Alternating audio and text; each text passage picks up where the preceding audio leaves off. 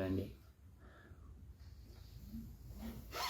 आने वाले दिनों में विधानसभा का सत्र लगेगा और एक महत्वपूर्ण सत्र हम कह सकते हैं। इस सत्र के अंदर सरकार के 2 वर्षों में जो काम किए हैं और जो काम रह गए हैं उन सारे विषयों के ऊपर विधानसभा के अंदर चर्चा करेंगे। किस तरीके से हिमाचल प्रदेश के नौजवान को ठगा गया है, हिमाचल प्रदेश में किस प्रकार से झूठ बोल बोलकर चुनावों में जो अपनी जीत है उसको सुनिश्चित किया गया है, इन सब मुद्दों को लेकर विधानसभा के अंदर इन सारे चीजों के ऊपर चर्चा होगी। हिमाचल प्रदेश के अंदर पिछले दिनों लगातार सारे के सारे जंगल जल गए हैं और इन जंगलों के जलने के कारण से हिमाचल प्रदेश को अरबों रुपए की क्षति हुई है। इन सारे मुद्दों के ऊपर भी डिस्कशन लेंगे।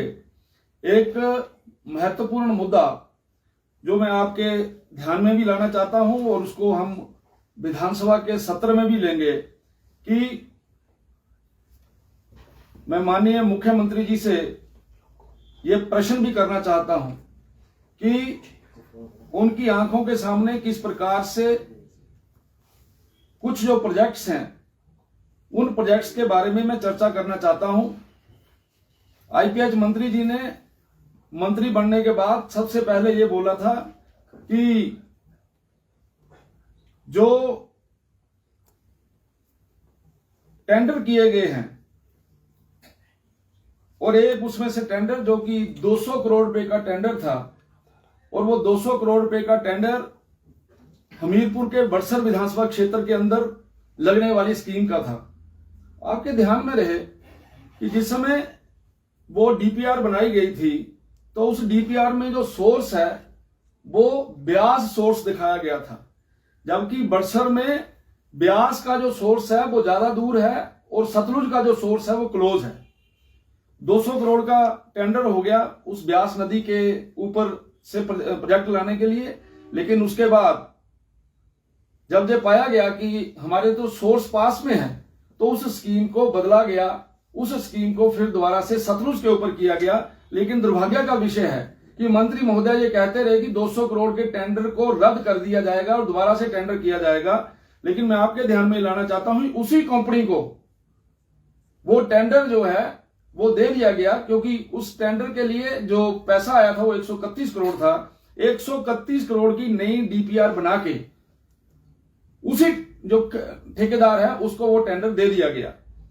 मैं पूछना चाहता हूं जो ईएनसी प्रोजेक्ट है ये टेंडर किस प्रकार से हुआ, और आपके ध्यान में रहे कि ये जो टेंडर हुआ है इस टेंडर की जो कमेटी है उस कमेटी के एक चीफ इंजीनियर ने 2 पेज का कागज लिख के भेजा सरकार को कि इस प्रकार से नहीं हो सकता। जब सोर्स बदल गया, जब मशीनरी बदल गई, जब राइजिंग मेन बदल गया तो टेंडर क्यों नहीं बदला, टेंडर दोबारा से क्यों नहीं हुआ। बहुत बड़ा जानकारी का विषय है। मैं तो चाहूंगा सरकार इसको अपने इस विषय को अपने तरीके से विजिलेंस के पास दे, नहीं तो हमें इस विषय को जो है वो ईडी के पास, सीबीआई के पास देना पड़ेगा। बहुत बड़ा घोटाला जो है ये सामने नजर आ रहा है। इसके अलावा एक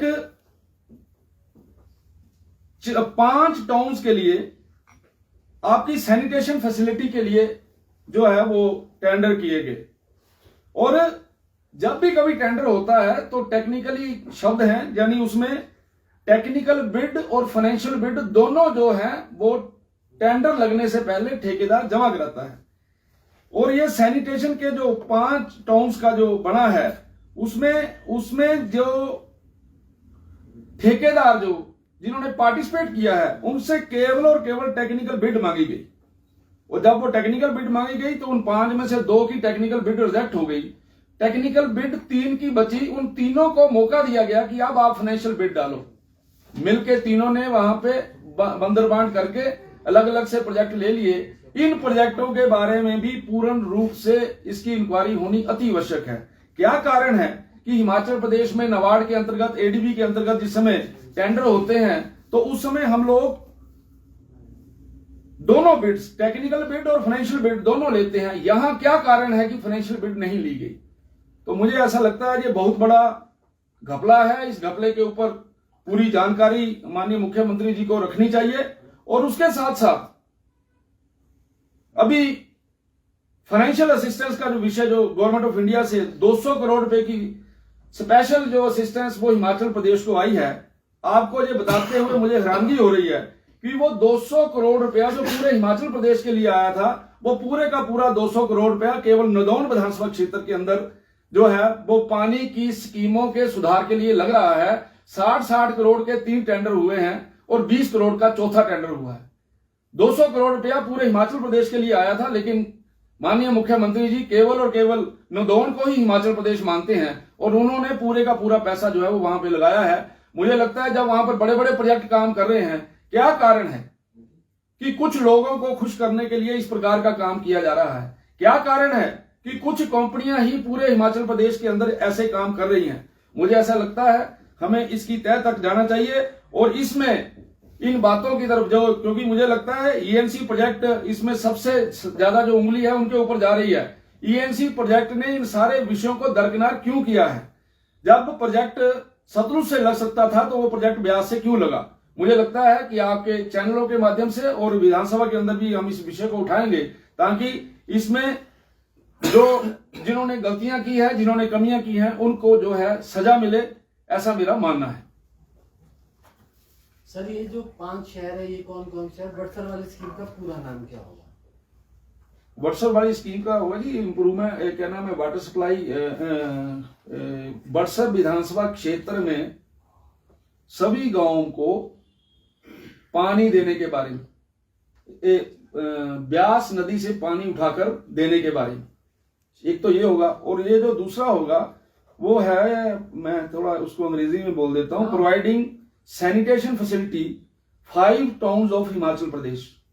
एक्चुअली नेम्स है हाँ जी, 5 शहर नहीं मैं बोलने लगा, आगे चलिए। इसमें से जो फाइनल हुए हैं वो फाइनल हुए हैं नाहन एंड पालमपुर। पहले तो इसको लो ना, जिसके ऊपर जिसकी मैं बात कर रहा हूं, यहाँ पे नाहन और पालमपुर के टेंडर हो गए हैं और टेंडर विदाउट फाइनेंशियल बिड के हो गए हैं। और ये बहुत बड़ी जो एक चूक है, गलती है, और या फिर ये आपस में मिली भक्ति है। इन सारी चीजों के बारे में मुझे लगता है ध्यान में आना चाहिए। एक बार फिर आप सुन लीजिए, जो बड़सर वाला आपने बोला वो है augmentation of the sources of various lift water supply schemes from river Beas in Barsar area